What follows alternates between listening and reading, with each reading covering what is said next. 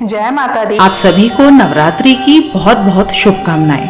आज हम सभी श्री दुर्गा सप्तशती पाठ के तीसरे अध्याय का श्रवण करते हैं। सेनापतियों सहित महिषासुर का वध। ध्यान।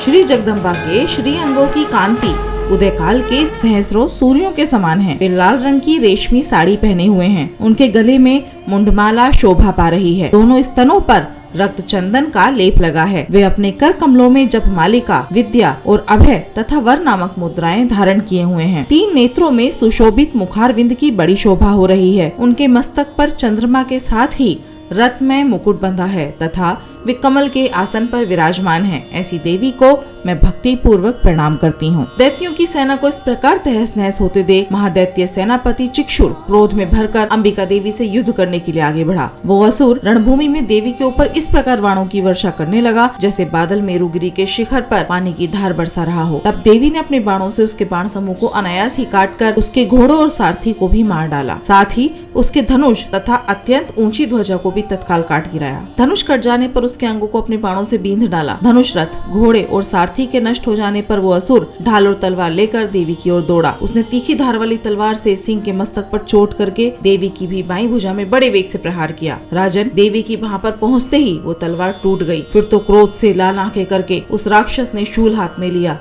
और उसे उस महादैत्य ने भगवती भद्रकाली के ऊपर चलाया। वो शूल आकाश से गिरते हुए सूर्य मंडल की भांति अपने तेज से प्रज्वलित हो उठा। उस शूल को अपनी ओर आते देख देवी ने भी शूल का प्रहार किया। उससे राक्षस के शूल के सैकड़ों टुकड़े हो गए। साथ ही महादैत्य चिक्षुर की भी धज्जियां उड़ गईं। वो प्राणों से हाथ धो बैठा। महिषासुर के सेनापति उस महापराक्रमी चिक्षुर के मारे जाने पर देवताओं को पीड़ा देने वाला चामर हाथी भी चढ़कर आया। उसने भी देवी के ऊपर शक्ति का प्रहार किया, किंतु जगदम्बा ने उसे अपने हुंकार से ही आहत एवं निष्प्रभ करके तत्काल पृथ्वी पर गिरा दिया। शक्ति टूटकर गिरी हुई देख चामर को बड़ा क्रोध आया। अब उसने शूल उठाया, किंतु देवी ने उसे भी अपने बाणों द्वारा काट डाला। इतने में ही देवी का सिंह उछलकर हाथी के मस्तक पर चढ़ बैठा और उस दैत्य के साथ खूब जोर लगाकर बाहुयुद्ध करने लगा। वे दोनों लड़ते लड़ते हाथी से पृथ्वी पर आ गए और अत्यंत क्रोध से भरकर एक दूसरे पर बड़े भयंकर प्रहार करते हुए लड़ने लगे। तदंतर सिंह बड़े वेग से आकाश की ओर उछला और उधर से गिरते समय उसने पंजों की मार से चामर का सिर धड़ से अलग कर दिया। इसी प्रकार उदग्र भी शीला और वक्ष आदि की मार खाकर रणभूमि में देवी के हाथ से मारा गया तथा कराल भी दांतों, मुक्कों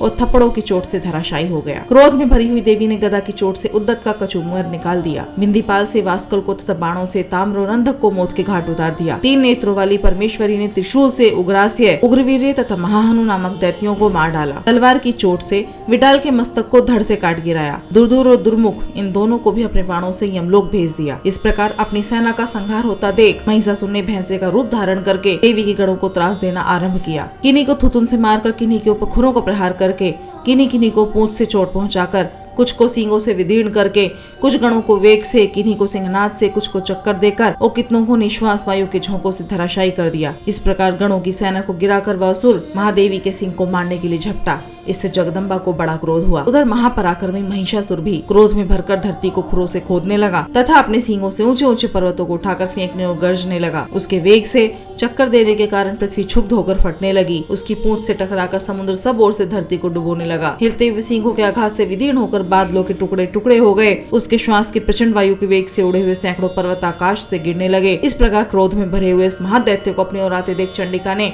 उसका वध करने के लिए महान क्रोध किया। उन्होंने पाश फेंककर उस महान असुर को बांध लिया। उस महासंग्राम में बंध जाने पर उसने भैंसे का रूप त्याग दिया और तत्काल सिंह के रूप में वो प्रकट हो गया। उस अवस्था में जगदम्बा ज्यों ही उसका मस्तक काटने के लिए उद्यत हुई, त्यों ही वह खड़गधारी पुरुष के रूप में दिखाई देने लगा। तब देवी ने तुरंत ही बाणों की वर्षा करके ढाल और तलवार के साथ उस पुरुष को बींध डाला। इतने में ही वो महान गजराज के रूप में परिणत हो गया तथा अपनी सूंड से देवी के विशाल सिंह को खींचने गरजने लगा। खींचते समय देवी ने तलवार से उसकी सूंड काट डाली। तब उस महादैत्य ने पुनः भैंसे का शरीर धारण कर लिया और पहले की ही भांति चराचर प्राणियों सहित तीनों लोगों को व्याकुल करने लगा। तब क्रोध में भरी हुई जगन्माता चंडिका बारंबार उत्तम मधु का पान करके और लाल आंखें करके हंसने लगी। उधर वो बल और पराक्रम के मत से उन्मत्त हुआ राक्षस गरजने लगा और अपने सींगों से चंडी के ऊपर पर्वतों को फेंकने लगा। उस समय देवी अपने बाणों के समूह से उसके फेंके हुए पर्वतों को चूर्ण करते हुए बोली। बोलते समय उनका मुख मधु के मत से लाल हो रहा था और वाणी लड़खड़ा रही थी।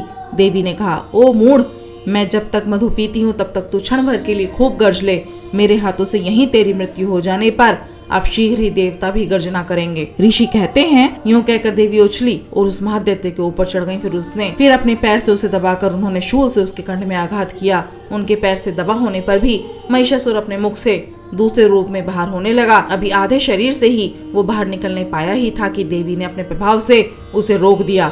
आधा निकला होने पर भी वो महादैत्य देवी से युद्ध करने लगा। तब देवी ने बहुत बड़ी तलवार से उसका मस्तक काट गिराया। फिर तो हाहाकार करती हुई दैत्यों की सारी सेना भाग गई तथा संपूर्ण देवता अत्यंत प्रसन्न हो गए।